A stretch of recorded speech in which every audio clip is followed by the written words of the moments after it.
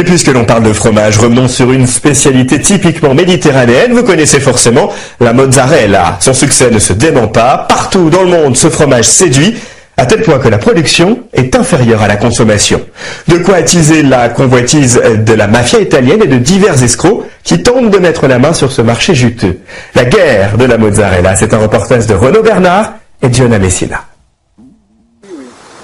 Au pays de la mozzarella, la lumière de la Méditerranée se marie au marécage propre à l'Asie.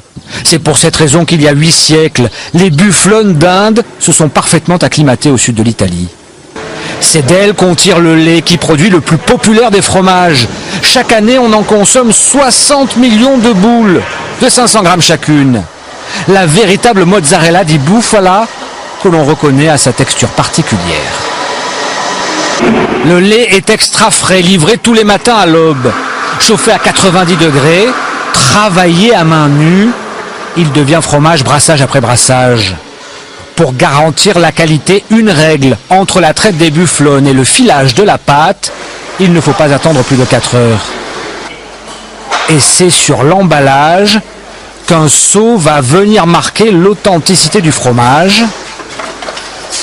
Le voici, une garantie pour son appellation d'origine protégée. C'est la garantie que le produit a subi tous les contrôles. Du producteur de lait aux conditions sanitaires lors de la fabrication. Toutes ces règles parce que la mozzarella est l'un des produits les plus contrefaits au monde à 99%. 3 millions de tonnes sur le marché quand en fait on en produit seulement 30 000 de vrais chaque année. C'est la main de la mafia napolitaine. Pour elle, tout est bon. Dans cette laiterie, par exemple, la police anti-Camorra a démantelé un trafic de mozzarella épaissi avec de la poussière de céramique. Il y a eu aussi l'affaire de la mozzarella bleue, résultat d'une bactérie présente dans les eaux usées qui ont servi à sa confection. Ou encore la mozzarella à la dioxine cancérigène, une quarantaine d'élevages qui faisaient paître leurs bufflones sur des pâturages bon marché des décharges toxiques.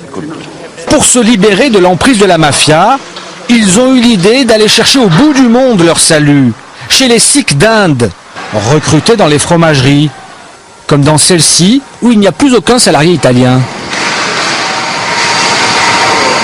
L'explication, on la trouve chez Albino Di Flora. Pour ce jeune éleveur, c'est simple. Avec des employés indiens, la mafia ne peut pas infiltrer son élevage avec des salariés complices. C'est vrai que c'est un secteur qui brasse beaucoup d'argent, beaucoup de ventes et les tentatives d'infiltration sont réelles. Alors nous, on fait tout pour protéger ce marché.